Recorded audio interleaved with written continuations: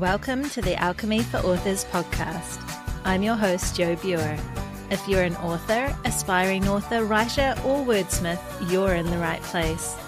Join me as I chat with authors and industry professionals and share my own experiences with using manifestation and mindset practices to supercharge our writing lives. We'll explore ways to overcome writer's block and imposter syndrome. We'll find motivation and inspiration to get our butts in the chair and our stories written. And most importantly, we'll embark on creating lives and livings doing what we love. If you've ever dreamed of a prolific, wealthy, happy or healthy author career or writing practice, then this show is for you. So let's dive into Alchemy for Authors.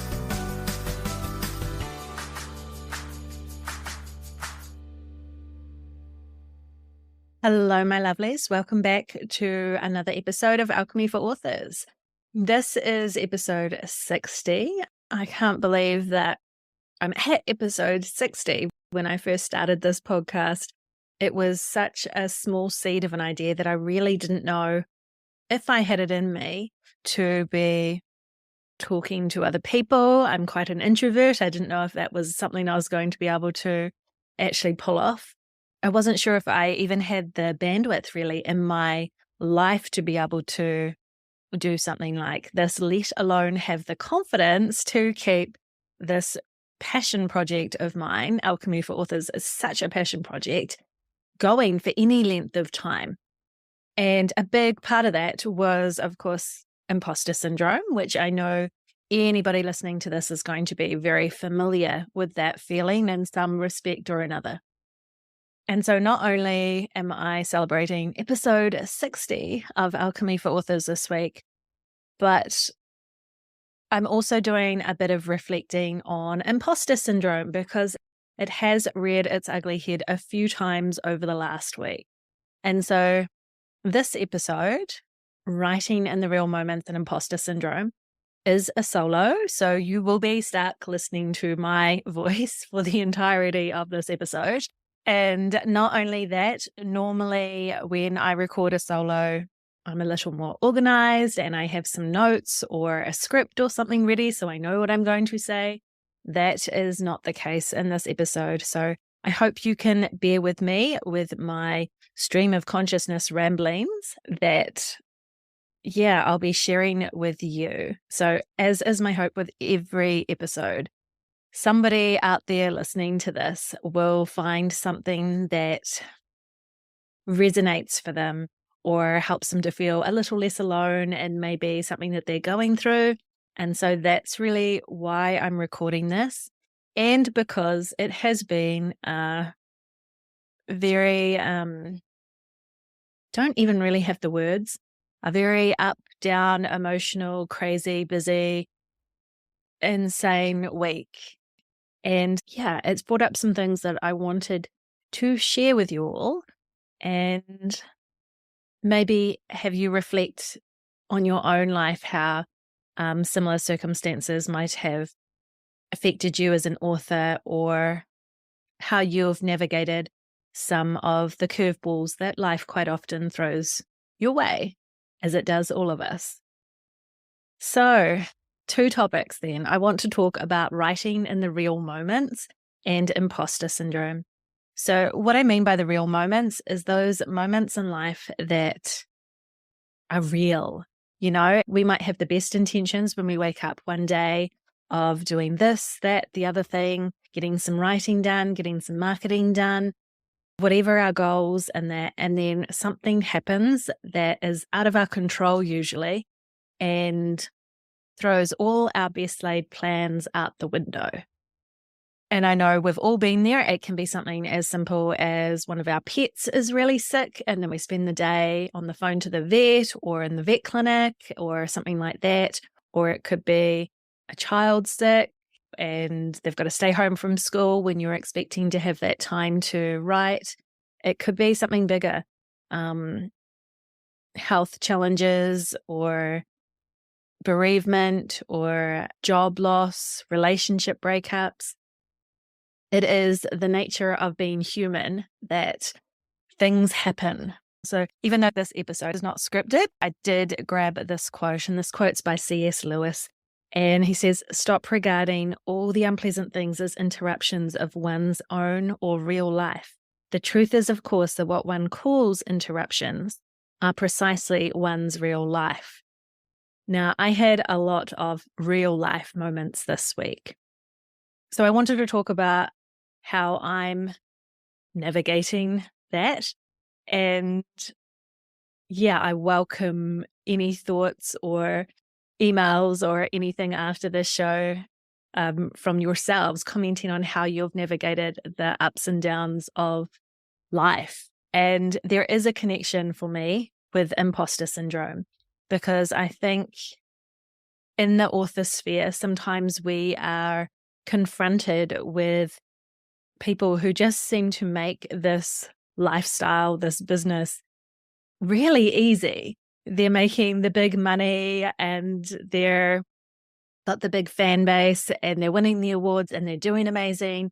And so, of course, our ears prick up and we pay attention when they start giving advice. Things like write every day, or they share their own experiences of being really sick or having somebody pass, and they use that experience and they just kept writing and writing and writing. And that is amazing if you are one of those people and that works for you. But I just wanted to also share that not everybody works that way. I most certainly don't. I was talking with an author friend last weekend, and we were discussing the fact that neither of us actually prescribe to the idea of writing every day. I don't write every day. It is a really lovely idea. I would love to be that person that could do that. And I tried to force myself into that box more than once in my life until I realized that's actually not the way my brain works. Having a look at like Clifton's strengths in that, and you can learn a little bit more through the lovely Becca Syme. She talks a lot about Clifton's strengths and how that can impact upon your author persona and your author success and author career. But one of my top strengths is actually input, and I need a lot of thinking time before I actually put pen to paper. Not allowing myself that downtime and that thinking time means I'm not going to be able to write or not going to be able to write anything of any significance or worth anyway, and it stresses me out. So sometimes I think it is easy for us to compare ourselves to what other people do when situations arise in their lives that throw them out of their usual routine, and how they manage to keep on doing all the things. And I think it's easy to not only compare our own ability to handle life's curveballs, but also I think it's easy for us to beat ourselves up a little bit if that's not actually the way that we work and we function. And the reason this came up for me and that I'm talking about this today is because earlier in the week, I did experience a death in the family. My stepfather passed away on Monday, and my mother and I were there by his side in his final moments. And even though it had been a long time coming, he had been, in effect, dying of cancer for 7 years, 6 years longer than his original life expectancy. The last couple of months have really been, for myself anyway, longer for my mother, but for myself, the most turbulent, with him being hospitalized and bedridden, and over the last couple of weeks, losing his mental faculties as well, which is really hard to watch. And I know there'll be a lot of people listening to this who've probably been through similar or worse. And my heart goes out to you, because it's a really horrible thing to watch somebody who is so very alive in all aspects of the word deteriorate in such a horrible, horrible, nasty way.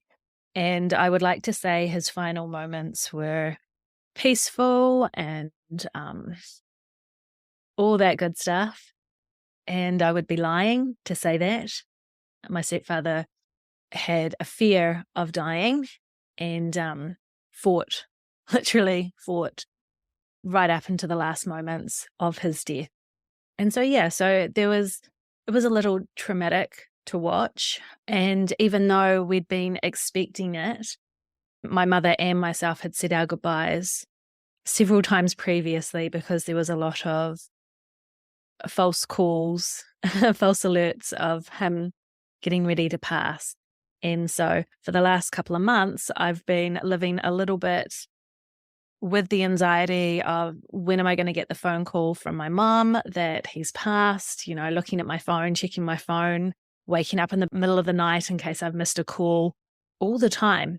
It was one of those things that was sitting at the back of my mind all the time.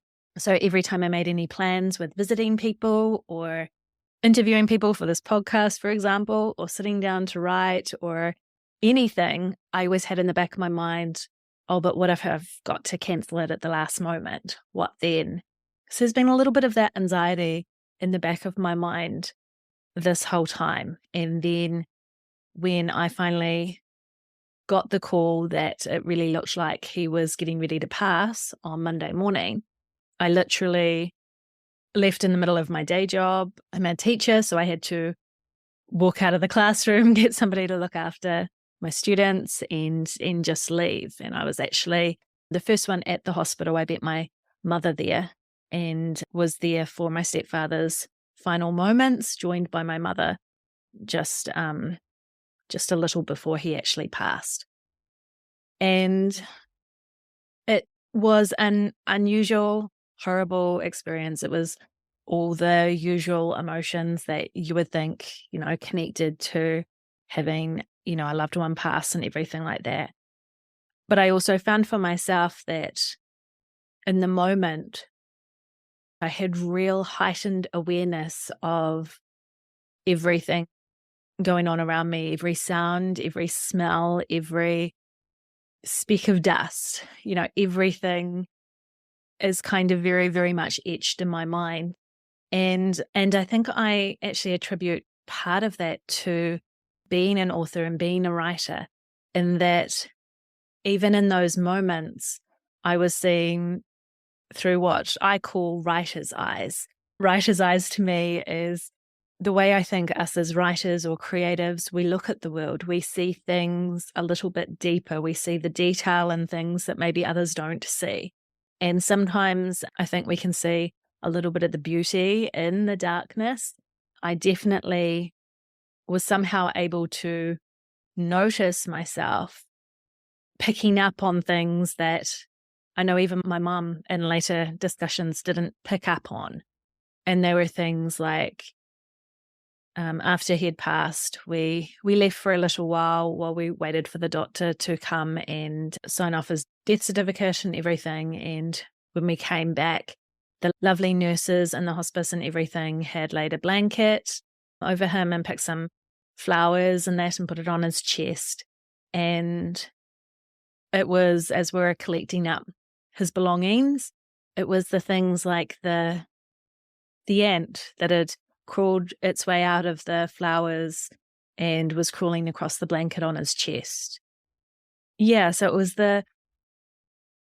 the little things like that have etched themselves into my mind, and just the way that life keeps on even when someone passes. Yeah, I'm probably not explaining that very well, but there was almost a beauty in a really horrible moment that somehow found its way into my psyche that I know will find its way into a story one day, if that makes any sense. And even as we were leaving the hospice and everything, and my mum, who grew very, very close to a lot of the nurses and that who worked there over the last couple of months, she was getting hugs and saying her goodbyes and that. And for me, my attention was stuck on the little whiteboard in the nurse's office that had a list of people in the hospice and that whose pieces of clothing had gone missing. And so what stuck in my mind was the name of one patient who was missing 2 bras. And my mind was already ticking over, well, what story is behind that? And I know for some people listening to this might sound really dark, that while we were going through such a moment that my brain could be thinking on the stories and that. But I think in reflection, that's really what our lives are, is just a accumulation of stories. That's what we are. That's what our legacy is. It's the stories we tell ourselves and the stories that we tell others and the stories that other people believe about ourselves. And so my mind was already finding the stories. And so, as you can imagine, this week has been a lot of organizing things with my mum, staying over at her place, and I've taken a bit of time off work and everything just to help her out. And my normal routine in all areas of my life has gone out the window. Have I been writing? No, I have not written anything, even though I have a book deadline looming, as always. And I have an upcoming book signing event that I wanted to get things organized for, and taking any time off my day job certainly tends to cost me a little bit in the long run, because I'm very aware that there are emails stockpiling up and things I need to do and deadlines I'm falling behind with for that as well. And so how do we navigate our writing lives when life happens, right? Because life happens. Things happen that are out of our control all the time. For myself, I've had to be really willing to let go of all those things that I've always felt that pressure and anxiety to keep on top of. I stepped away from social media this week, which is a little bit tricky for me because I've always felt this pressure to be posting every day to make sure that, I'm still getting those interactions, that I'm still keeping in the forefront of people's minds so I can connect with other authors and readers and sell my books and all the rest of it. And I put a post pretty much just saying that I was taking a bit of a hiatus. And so, yeah, I've barely been on social media at all this week. And every now and then I catch myself thinking, oh, this is going to cost you and it's going to take a while to, kind of get that algorithm working in your favor again. But also, it's not that important in the bigger scheme of things. This week has also made me reflect on how much is actually important in the bigger scheme of things. Because so many times we put a lot of pressure on ourselves to be achieving or reaching this goal or meeting this deadline or doing this and that. And we think that if we don't, it's going to be like the end of the world, or we beat ourselves up if we miss something like that. Or we tell people that we couldn't possibly stop doing whatever it is that we're doing, like it is that important. And that's not the case. Like more often than not, we can actually let go and release that pressure that we put on ourselves of having to do all the things, because all the things do not need to be done. And when something does happen, something big or even something small that just topples your day a little bit, I think you've got to be of the mindset that it is okay to let go. It is okay to step back, to be human, to not have to be on all the time. You don't have to be that persona you've built up in your mind all the time. You don't have to be that happy person all the time, that prolific author all the time, that person that never misses deadlines all the time. It is okay to be real. And I think it is our realness and our vulnerability in those moments when shit hits the fan that actually helps us connect with other people better. Or at least I'm hoping that's the case, but I think that's the case. I know for myself, the people that I'm drawn to are those people who are real, those people that don't shy away from life, the good, the bad, the ugly, right? And I think it's important that we give ourselves permission to just be in the moment when these moments happen and to let everything else go. And regardless of what anybody else is doing or any advice that anybody else is preaching about, yes, but when I was sick or when so-and-so passed, I was able to keep writing every day. that is great for them, but it doesn't have to be you. We can all create writing careers that we love, or writing lives that we love, in a way that actually works best for us as individuals. We are all different. We all work differently.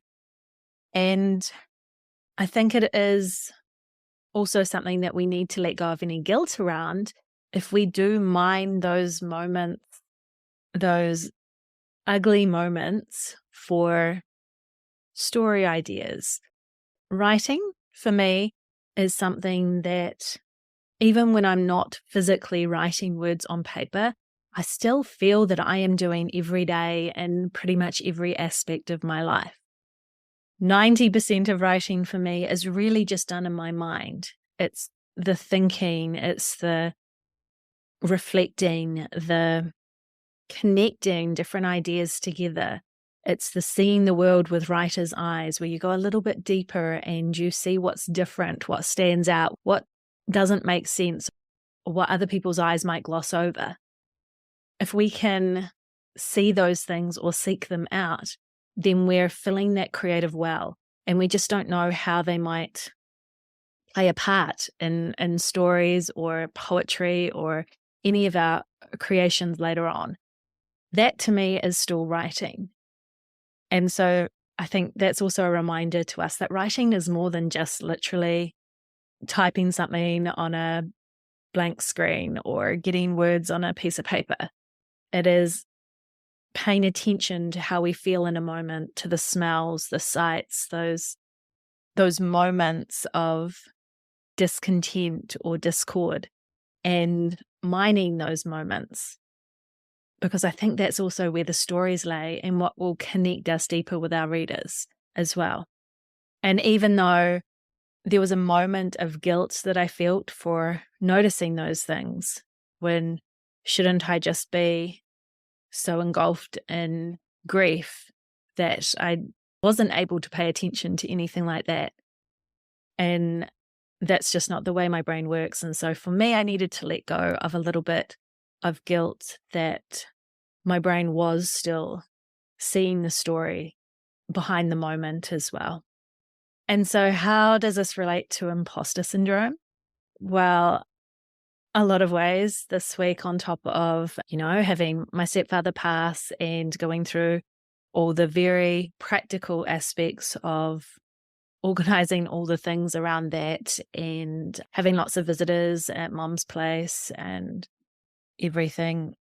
There were quite a few moments this week too where imposter syndrome for my author persona really reared its head as well. And it actually started a few days before my stepfather passed.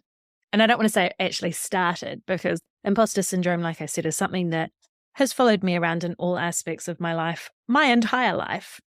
But I really started noticing that, it's still an issue for me a couple of days before my stepfather's passing. I was lucky enough to be doing a local workshop here in Hamilton in New Zealand. August is Hamilton Book Month, and so for all of August, we've got some amazing events that are either free or very, very low cost with local authors, book signings, talks, all sorts of just amazing stuff, workshops and that. And I went along to a workshop with the very lovely Lee Murray, who is a very well-respected, multiple Bram Stoker award-winning author here in New Zealand. And she hosted a workshop called Writing in the Dark, which was a couple of hours long, I think 3 hours maybe, all about adding suspense and horror and all that into your writing. And as a Gothic suspense author like myself, of course I was drawn to this. And I was really excited to be able to go along. Also, because I think I might have mentioned this in the last episode, I have not really interacted very much locally as an author. I am quite isolated in a lot of ways from my locality, in that I don't belong to writers' groups. I have my books in some of the local libraries here. I looked right at the very beginning of my author career at getting some books into the local bookshops here, and then it just fell into the too hard basket, and I didn't bother. And to be honest, most of my audience is actually overseas anyway, primarily the US and the UK, Canada, Australia. It never really bothered me too much that I didn't actually sell many books here in New Zealand, or that I wasn't known here in New Zealand. But something's changed over the last little while where I thought, oh, well, actually now's maybe the time to get a little bit familiar with other authors in your area, connect with them, and connect with local readers and everything too. So I went along to this workshop, which was really cool, except it really put my imposter syndrome on like full blast. So there must have been maybe 12 of us, and we went around the room and everybody was introducing themselves, and there was a wide range of people attending this workshop, people who had never written anything and were just kind of interested and considering the idea of, oh, they'd love to write a book or a story or something, but weren't sure if they had it in them. So, I mean, there was evidence there of some big imposter syndrome, all the way to people who had published like 50 odd books or so in multiple languages and were there just to learn a little bit more, to add a little bit more to their writing toolbox, really. Yeah, so there was a really wide range of people in the room, despite there only being, I don't know, maybe 12 of us or so, with different experience. In the writing and author world, there was traditionally published and independently published and not published at all people in the room, which was really, really cool. As we were going around the room, as always happens, I get really nervous about introducing myself. I always hate those things that you attend where you've got to, say a few words about yourself. And so my turn inevitably came around. I was one of the last few, I think. And it was awkward. I know I was a bit rambly. And I introduced myself. I'm Jo Buer. I'm a Gothic suspense author. I've recently written a paranormal cozy. I'm also the host of the Alchemy for Authors podcast. And I'm here to learn blah, blah, blah, blah. And even as I was saying it, I could hear my inner voice critiquing me about how kind of hoity-toity I sounded with like, this is who I am and this is what I do. And I could hear that little voice going, yes, but haven't you just made yourself out to be a little bit more than you are? Because now people are going to think you actually know what you're doing. And what if people like look down their nose at you because you're independently published and not traditionally published? And it was interesting to me reflecting on that inner dialogue of how I still have hang-ups about how people are going to perceive me because I've elected to be independently published. And even saying that, I want it known that I've elected to be independently published. I actually never once have I sought out being traditionally published, with the exception of, I think, when I was like 9 years old. But as an adult, it actually was never on my radar to be traditionally published for a myriad of reasons that I can talk about in other episodes. But the fact that I notice that I still have hang-ups that people are going to think less of me as an author, or that I need to in any way justify that this is the path I've chosen, not the only path that's available to me, I think speaks volumes to the fact that I still have a lot of work to do with my confidence around my writing and author persona. One of the ladies I was sitting across from when she heard my introduction even said to me, oh, wow, so you're like really into writing. You're really into this. I'm like, yeah, I am. And then she wanted all my details and like my website and my email address and all that. And I gave it to her. And I still felt that prickling inside of like, she obviously thinks I'm somebody more than I am. And I'm sure many people listening to this have felt that too. That sense of like, oh, wait till they find out that, I'm not what they think I am. Because I know when I introduced myself, I probably sounded quite confident in who I was, but it was only that as we were going around the room listening to all the other introductions, I kept rehearsing it in my brain and telling myself, you're going to act like you fully embrace who you are and you are an author and you have all the confidence. And yeah, it was a really, really unusual feeling. And then because it was a workshop, we had to actually do some writing, which shouldn't have been a surprise to me. But oh my gosh, I don't know if anybody else ever feels this way, but if you've ever attended a workshop, if somebody asks you to, okay, we're going to do this quick writing exercise, you need to write, your brain goes blank, because mine 100% did. And we had a few exercises that we had to do with some prompts and everything. And I was just sitting there like a really awkward school child with my hand kind of shielding my piece of paper and pretending to move my pen so no one could see that I'm actually really wasn't writing anything. Because as soon as I'm asked to quickly write something, not only does my brain go blank, but that imposter syndrome kicked in hard. It kicked in so bad. All of a sudden, it was like I totally forgot what words even were. And then, of course, when it came time to have a few people share their writing out loud, and my inner dialogue the whole time was, oh my God, these people are amazing. What am I doing pretending to be a writer? I've got maybe a couple of sentences and they're shit. And yeah, that was really, really confronting. It took me quite a bit after the workshop to reflect and kind of work out what my problem is.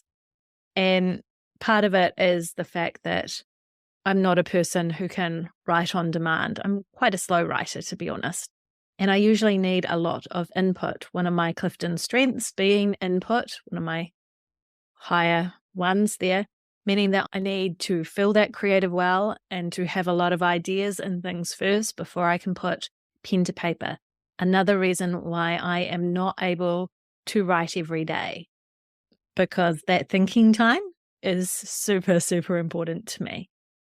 But yeah, so that really put me out of my comfort zone quite a bit. And I really felt like I was balancing between two very different personas.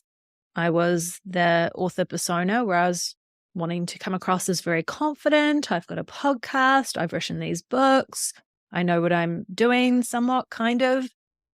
And then the other part of me inside that was like, what the hell am I doing here? I'm a fraud. Somebody's going to see through me and realize that I don't know what the heck I'm doing. So yeah, that was quite confronting. And then as the week went by and we were dealing with all the funerary stuff and everything like that, my lovely mother, who is one of my top fans for my books, found a lot of opportunities through the week to pull out some of my novels that she owns and share them with people who were coming around to pass on their condolences. And it was, on one hand, so lovely that my mum is such a big fan and found ways to weave my books into conversation. It was also a little bit awkward, and I certainly felt a bit embarrassed at times. And then inevitably, when people were like, oh, so who published you? And I would be, oh, I'm independently published. Despite however much confidence I tried to say that with, there was always that fear in the back of my mind that they were going to think less of me. And I did find myself, when my lovely mother decided that when the funeral director came around to the house, that would be a great time to try and sell her on my books. Thanks, Mum.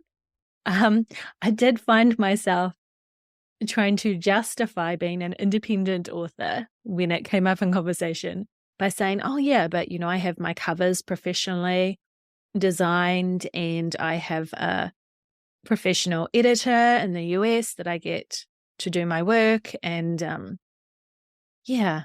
And I suddenly found myself giving more information than I really needed to, because I was really feeling that sense of I'm a fraud. I'm not a real author, which for anybody who's listening to this, if you're an independent author, you are a real author. And I want you to believe that, because 90% of the time I believe that too. It's only, of course, sometimes that I start to wonder of what other people think about that, or that I have to justify why I'm an independent author, and it's not because I'm a shit writer. And really, there's no need to justify that at all. So I learned a lot about myself and my confidence around my books. This also leads on to that ugly imposter syndrome there in the background as I get closer to my first local book signing, which, in my endeavor to make myself known a little bit more in my local community and to connect with other authors and readers, I signed up to be an author at a local book fair coming up next weekend, Saturday the 19th here in Hamilton. And I'll be joining 24 other authors, I think, at this point, from around the country or around the local area anyway, who will be speaking for a few minutes about their books and about their author career. And then we'll be selling and signing our books and all that good stuff. And so I signed up for that, knowing that some of the authors most likely to be there are quite prolific and award-winning and have cleaned up in various competitions and are very well known in this country and other countries. And then there's me. So there's definitely that sense of, wow, I'm like playing with the bigwigs, but not one of them at all. And yeah, so there's a lot around my identity of how I fit into all this and why I don't feel like I fit in yet, maybe. So it's been an interesting time of reflection on a lot of different things. And just sticking to the imposter syndrome, I don't think I've ever been so nervous about an event before.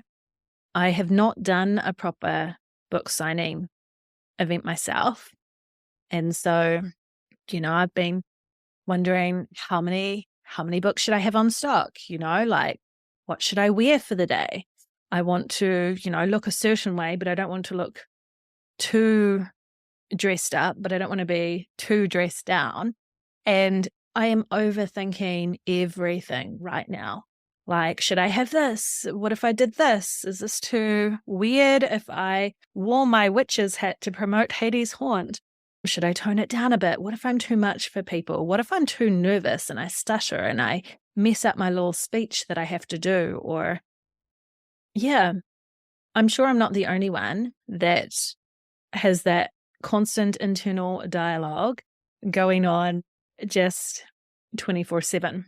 Probably has a lot to do with my ADHD too. I can't really shut that off. But yeah, so that is what I'm looking at in the next little week, navigating imposter syndrome. So yeah, this definitely hasn't been an episode where I've had lots of answers for you on what you can do to get over imposter syndrome or how you can navigate those curveball moments in life where your best laid plans go out the window. This has more really just been me sharing what's been going on with my life in the last little while, and also hopefully to add some comfort to anybody who might have found themselves in a similar situation, that you are not alone in feeling these things. You are not alone in wondering if you're doing this whole author gig or this writing gig right. I don't actually know if it ever goes away. I think being able to see it as a normal part of what we do is important, and that, yeah, lots of people feel this way. You are not alone. And when life does throw you these curveballs too, you are allowed to handle that in whatever way you want to. If you want to write your way through it, by all means do that. There have been several times that I have thought, I just want to sit down with a pen and paper and actually write down everything I experienced from the moment my stepfather passed, just as that cathartic kind of getting it out of my system. There's something about putting words on paper. I haven't done that yet, maybe in the next few days. If you're a person that, life throws something unexpected your way and you actually just need to step away from all things writing, step away from the social media, just shut it all down for a while, that's okay too. You can always come back to it when you're ready to. We all process things a bit differently. And I think it's really important to give ourselves permission to do what is best for us and to not compare ourselves to how other people handle things, because we are all different. And however you're handling things is perfect for you. And your writing will always be there. Just like I've had to remind myself, social media will always be there. I'll probably be posting things in the next couple of days again. And, those algorithms will kick in gradually. And in the bigger scheme of things, are they really that important anyway? Probably not. I think a lot of times we make things more important than they actually are. And in regards to imposter syndrome, you are normal if you have imposter syndrome. I think it's just being able to take a step back and recognize it for what it is. And I'm going back to Becca Symes here, but her QTP, question the premise, is it actually real? What we feel about ourselves, what we're questioning about our ability to do something, do we actually have proof that that's real? Coincidentally, I think she recently posted on social media something that imposters don't feel imposter syndrome. So if you've been feeling at any point that you are less than, that you're an imposter, that what the heck are you doing here trying to sell your books and promote your books and write your books and do that talk on a podcast or do that book signing or whatnot, if you're feeling any sense of that imposter syndrome, that I think is a strong affirmation that you, my dear, are not an imposter. So yeah, there we are. So that is episode 60. A little bit different, a little bit of a more personal reflection on my part of the last week.